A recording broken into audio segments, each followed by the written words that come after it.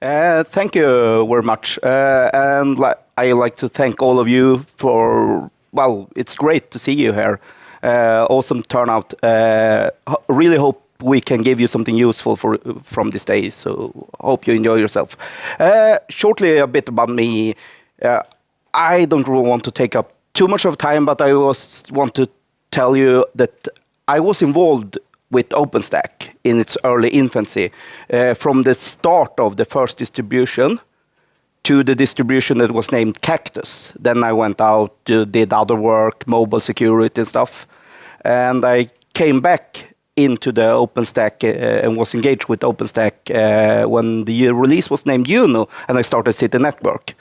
And I'm a developer in the bottom, so I had high hopes of writing code again when I was involved with City Network and OpenStack. And then City Network said, we need ISO certifications, and we need to appoint a chief of security.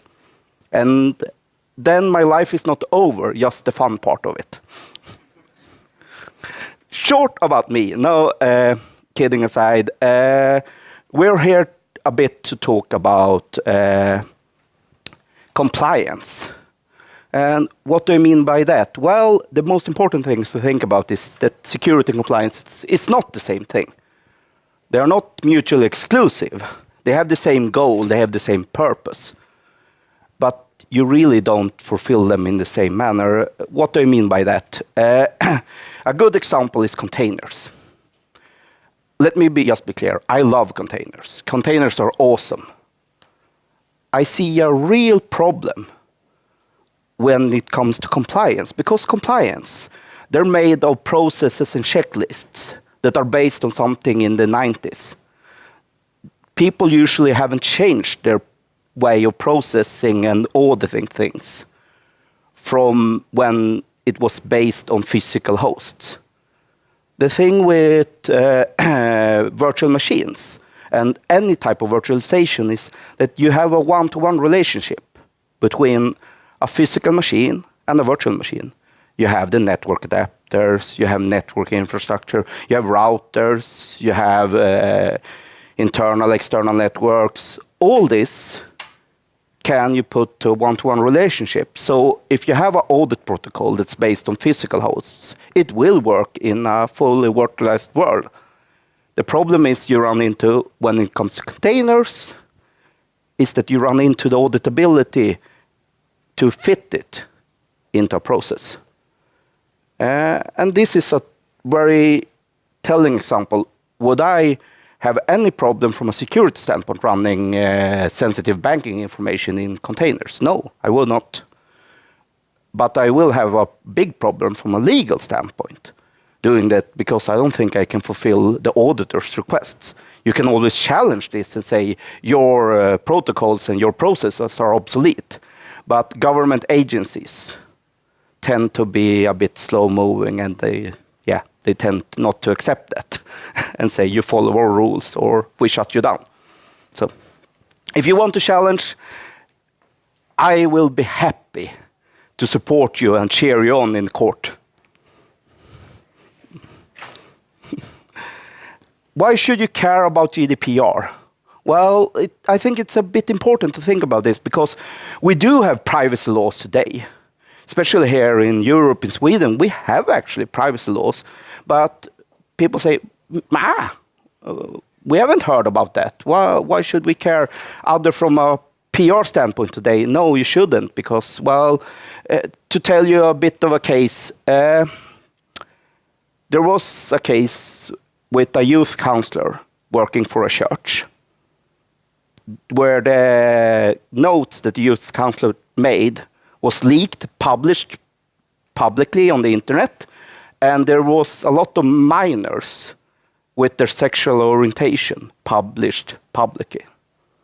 This, of course, caused a lot of pain and depression for the minors who were subjects for this.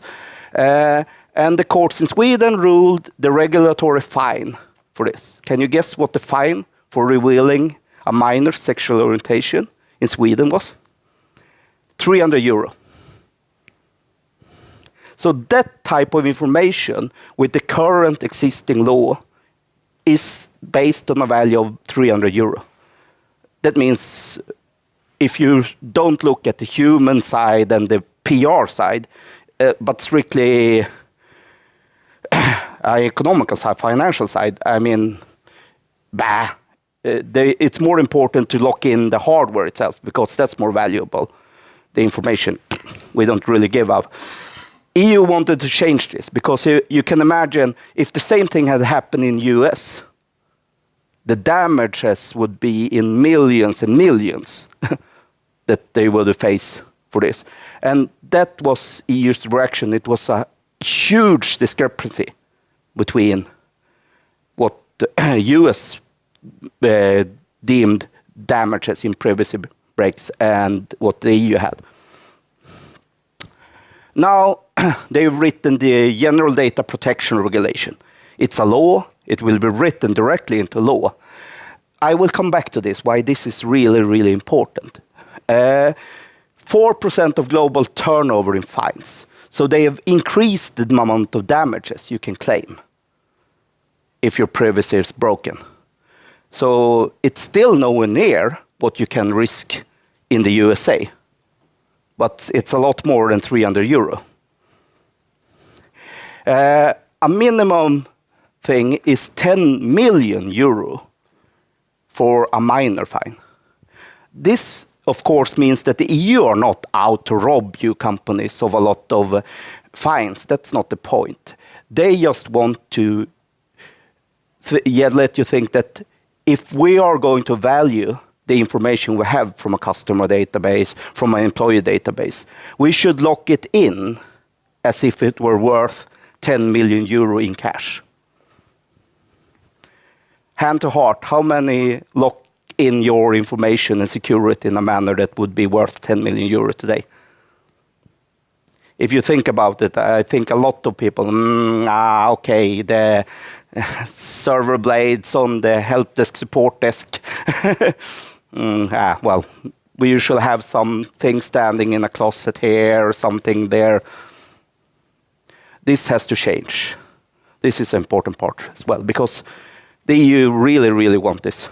And like I said, they're not out to fine you a lot. They're just out to change the thing you value when you do a risk assessment, when you think about how should we actually protect it? What is adequate protection for this? So if you're a big company with a lot of turnover, you can face hefty fines. Even small things will come with a steep price. And like I said, a lot of companies today, when it comes to the privacy protection that exists today, have never ever heard of an audit. It's usually just government agencies and communities that are audited. You've never heard of audit. That has also changed the process on how you're being audited. The potential of being audited has increased a lot because every data subject that interacts with your applications, with your systems, and you gather personal information, every subject you have personal information about has the right to say, I want an audit. So the chance of you being audited has increased a lot, especially if you have something that are spread to a wide market, wide range of people. Every head count you take in of a personal information is a chance of you facing a claim or being audited. I can just tell you that right now, I'm spreading my personal information, registering on a lot of services out there. Huge amount of services.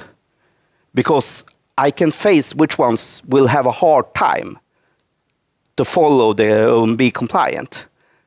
And come 2018, in the late May, I will intend to cash out on this because I will sue them a lot for mishandling my information. So I'm just out there. And this is actually something you should take into risk assessment as well. People can earn money on this. Ambulance chasers, be darned away with you. Privacy breakers, here you go. That's the new thing for lawyers to chase and face and claim. good money to be earned in that. Like I said, this is the law. A law requires you, even as ops people and management, to follow the law. You cannot totally waiver any responsibility for this. Consider it if you're in the shipping industry or you're a trucker and the dispatch says you have to drive over the speed limit because we're in a hurry. Okay, the company that orders their drivers to drive over the speed limit will face hefty fines because that's illegal to do. But that doesn't in any way absolve the driver itself for speeding. They will also fines for speeding because they break the law. If you're an ops people, you should consider this. You will break the law. Then there are usually clauses around code of conduct. I know because I've written these clauses for all employees in City Network that says that if any employee breaks the law, the company has the right to sue that employee for all damages caused to the company.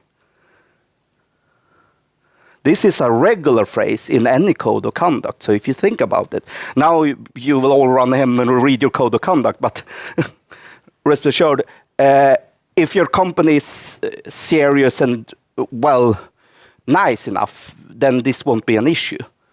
But trust me, I bet on that before 2018 is over, we will see some companies have thrown a few employees under the bus. I'm quite certain of that. So that's also something important if you're ops people. Don't get thrown under the bus. You can avoid that, believe me, but make sure you don't. I had a good example from a company I was actually talking to the ops people. And then I got an angry call from the chief of operations for that company. And she wanted to know how she could get her ops people to work again because they were more or less refused to do anything. Because she had told them, trust me, you don't need to bother about this. This is my headache. And I've told them, no, it's the law. It's your headache as well if you do illegal stuff. And then they go to the data protection officer that are assigned to your companies. You should have one. If not, make sure to check that, or you can check directly with the data protection agency and ask them, I have doubt, is this legal or not? And if they say, no, it's not legal, well, it doesn't matter what your management say. If you still break the law, then it's your ass on the line as well. So that's important part. They have made it so deniability is hard because they were a bit upset with the early laws when data subjects who had suffered damage could be shifted around, and they wanted to shift around blame. The thing is, when it comes to pure liability as well, there's nothing easier than to assign a scapegoat to have a liability shield within a company. So if your company is strictly by the numbers, the bottom line is the most important part, then you should also have a good look at what do we actually do. How do you actually do this? Let's go back to this. These are the bases that are required for solving the GDPR. You have to have a policy in place, you have to have a process in place, and you have to have practice. The practice part is where you come in. That's the troublesome part because that's where things actually happen. That's also an easier part to solve. But rest assured, all the legal stuff, they're working on the two ends down, the policy and the process for all them to be. The thing is that I was actually helping a company, big sourcing company, with the thing that the legal departments sat and figured, and thought about this, and then they gave an instruction to the tech and ops guys. And it says in the law, from a technical point, that you should follow privacy by design. And that says exactly, you should have adequate protection in consideration to the sensitivity of the data. Yeah, okay, that's a very nice expression to say, we reserve the right to blame you in hindsight. Adequate protection, what do you mean with that? Well, nobody knows. Sensitivity in proportion to the data, well, that's not clear in a way at all. The instruction they got from the legal department was follow the law. So that's a nice enough instruction to give to the ops people. And then the ops people say, yeah, but can't we get some type of instruction on how? And the legal said, we're not tech guys. So, yeah. I'm here today to tell you then that if this is not clear with concerning GDPR, how do I know actually what I'm talking about? How do I know that we are compliant? Well, I can of course not be 100% sure, but what we're doing is we're following the German law. Most of the GDPR directive was actually based on the Bundesschutz laws that exist in Germany today. The German Data Protection Agency has come a really long way. They're really thorough in their audits. They have a really nice process. They're really well, they have a well-oiled machinery for solving this. And if I can present something that passes the German audits today, then I can assure you that you are on the safe side with a pretty good margin, because no other data protection has reached that level like the Germans have. So the Germans and the British data protection, they are the ones who have done this the most within the EU today. And if you make Germans happy, well, you're moving on the safe side. Risk assessment. You're always required to have a risk assessment when you're handling personal information. Not having a risk assessment, not determining the sensitivity of the information in itself is a minor offense and will result in direct fines. So this is something that will be done. You need to do this. The problem with infrastructure is always that the severity for a potential breach is always in the high end, because we're talking entire databases. We're not talking single records. We're talking entire hosts. We're talking storage systems. So breaches in infrastructure is always a nasty thing, because the severity will always be pretty high. So the thing you can do is limit the probability. So this is the best advice you can have. If you do know that the severity is high, that you know from an infrastructure perspective, it will be high, because we're always talking huge amounts of data, not single records. And you do not follow best practice. If there is a best practice guide out there and you choose not to follow it, then you're in a bit of trouble. I have a good example with a bank that went to the EU and cried a lot for the EU and said, this law is totally unreasonable. We have no chance in hell of having time to fix this. Okay, the EU said, let's have a look at your books. Billions dollars in profit, billions dollars in profit, billions dollars in profit. For the last 10 years, they have had billions in dollars in profit. And the EU just said, okay, you have had huge amount of profit. Well, if you spend at least 10% of that for the next year and still haven't solved this problem, yeah, okay, then you can come back and complain a bit, but we want to see a couple of $100 billion spent on solving this. So if your company is successful and have shown a lot of profit the last years, you will have a hard sell saying we didn't have the time and resources. That's where you come in as ops people. You really, really need to tell management, we need to have this time and resources to fix this. You can do it. You have very good best practice guides, but you cannot accept that the management says, no, we don't have time, we don't have resources, because then, well, you might end up in trouble yourself. So that's thing. And the EU will look at this and say, okay, but looking at your books, you've had money to spare for fixing this.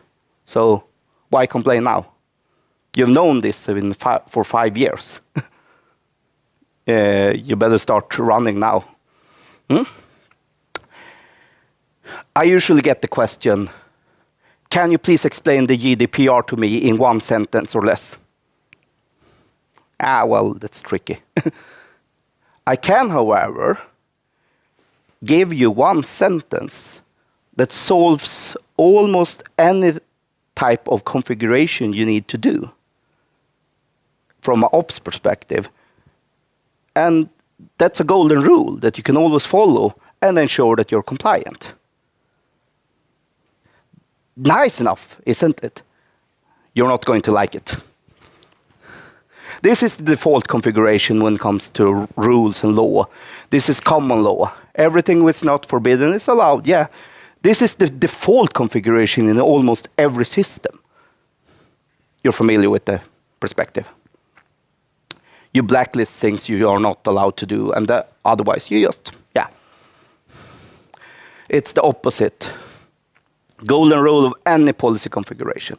Any configuration you do from an operational standpoint when it comes to compliance, when it comes to reaching compliance, is this one.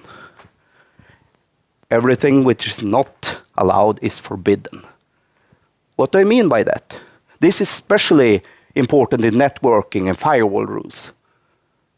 That means specify every single host, every single protocol, every single port, and be very thorough. These are the rules that allow, and only this, and nothing else. Now you all say, oh, that's terrible because we don't have the resource to do this. Yeah, I can agree that if you're going to do this manually, this is horrible. That's why automation, that's the rule, that's what's going to save you. I would say and dare say that if you're a company that's of a decent size today, if you're actually really interested in OpenStack, you're by default big enough company that you should be interested in this. Either if you're going to host something for someone else or if you're going to do things yourself, do automation. This is the nifty thing with OpenStack, actually. You don't need containers. All the agility you can get from containers, you can get with the automation tool and the awesomeness of OpenStack APIs by themselves today. So you don't need to sacrifice that much. You still need to do the processes and work. That's regardless. Do the work and figure it in an automation tool. And then you will be, because there's nothing that increases both security and compliance as much as human hands-off. It's human error that causes most of the problem. I can talk a lot about automation, but now we are actually into talking about the compliance. Is the vanilla OpenStack good enough by itself? And then the answer is yes. Like I said, I started when it was called, I ended my first tenure in OpenStack things when it's called Cactus. Then it was one module, the compute module. When I came back and it was named, the beast had grown a bit. OpenStack Foundation today provides all the checkboxes an auditor looks at to be required to be compliant. So you can rest assured that the software itself fulfills the needs. You're not going to be penalized if there is a breach in the TSL protocol and it seems that HTTPS is not safe. If NSA has a backdoor to AES encryption, you're not going to be penalized because of that either, because you did have adequate protection, did follow industry standards. That's not something you're supposed to be. If you're not in the IT security business by itself, you're not deemed to have figured out something that the security guys in the manufacturing of the software itself hasn't thought about. You don't need to worry about that. However, like I said, if the security guys for the software manufacturing gives out a best practice guide to you and you don't follow it, then you're in trouble.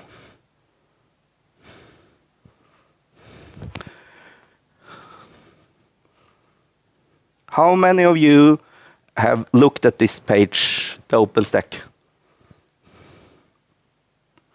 A few of them, yeah? How many of you have looked at the security page? Okay, at least a few. How many of you are familiar with the security advisors they actually put up there? Great, at least one. They do have this excellent book, Security Guide, OpenStack Security Guide. And these things, you can look at it two ways. You can, first of all, say, darn it, those damn yerks at OpenStack has destroyed my deniability. But they actually give you a pretty nifty guide. So I tell you this, if you have not looked at this and you're running an ops on OpenStack, if you want to be GDPR compliant, read this. It's excellent. It's small. Now, of course, ops and people, we are lazy by nature, so we want a quick clip note. So you have this security checklist. Follow this one and you're home safe. We've run this through the YARM and audit process. We've run this through this. Follow this one and you're home safe. That's good. That's the advice I can give you. You have the very specific checklists here. I'm not going to go through each and every one of them, but you have an excellent checklist, and this is the vanilla community version of OpenStack. Should you use the community version or should you use a distribution? Well, as I used to say, the community version will work. Checks all the boxes, you will be compliant, you won't be penalized for this if you use the community version. The nice thing with distribution from a vendor is, of course, that you add the vendor's own code reviews, own things, but the most important thing why we use a vendor in certain cases is just the liability shield. It's nice if we get a liability claim on our end. It's nice for us to have a vendor to throw under the bus. It's no secret that we use a vendor that wants you to have a specific color on your headgear. But just considering this event, you can just as easily and just as good throw SUSE and Ubuntu under the bus. They're excellent under bus throwing vendors. So any vendor is good from that end.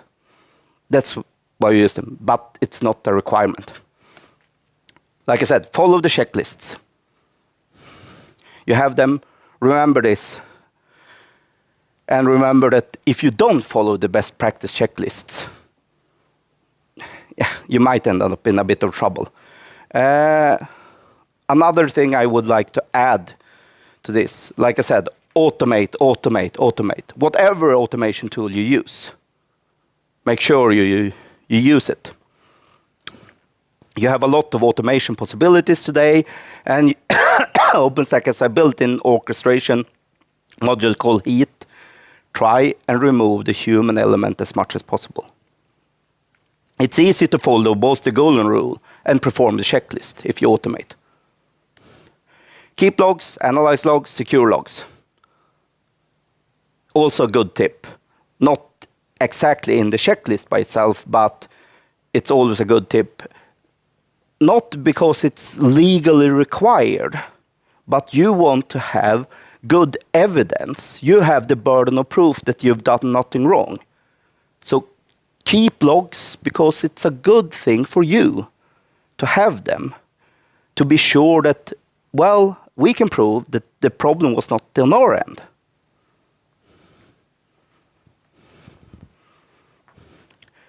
Control your PKI. A lot of the security guide is based on using certificates to encrypt. The security guide says that you should not use a public PKI for internal things, and that's a good advice. Build your internal PKI. But I can tell you this, that when an auditor comes and visits you, they have a huge checklist regarding just your PKIs, your administration, who has the keys, who has brought out the keys, who's delivered the keys, because this has been around for 20 years right now. So they have adapted this. So I tell you that if you want to be on the safe side, make sure you have your PKI in order, because that's something that the auditors are familiar with and they like it. So they tend to be very detail oriented on that if they can understand it. So keep in order who has control of the keys, who can bring out the keys, these things. Regular, common sense sanitary things, but you should be amazed on how many companies that are lapsed with this. That's it. Any questions? Any?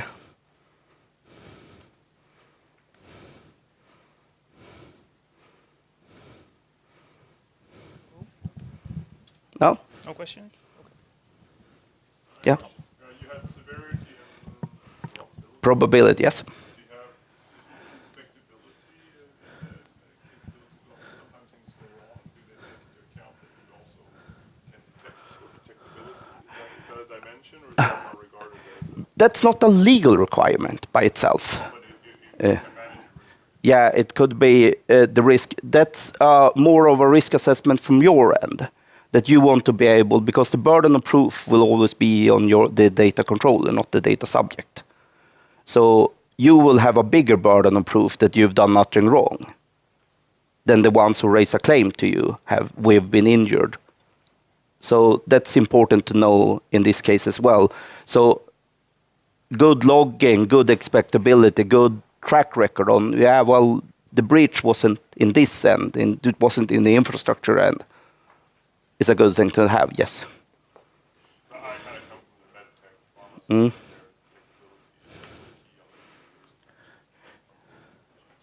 Yes, absolutely. And if you were talking banking and finance, then this is a thing that we look at as well, but not for the GDPR by itself, no. Okay.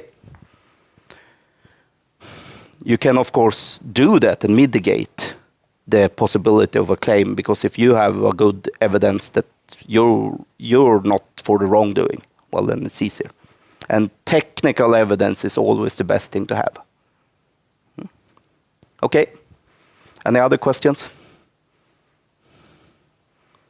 Well, I'd like to say thank you very much.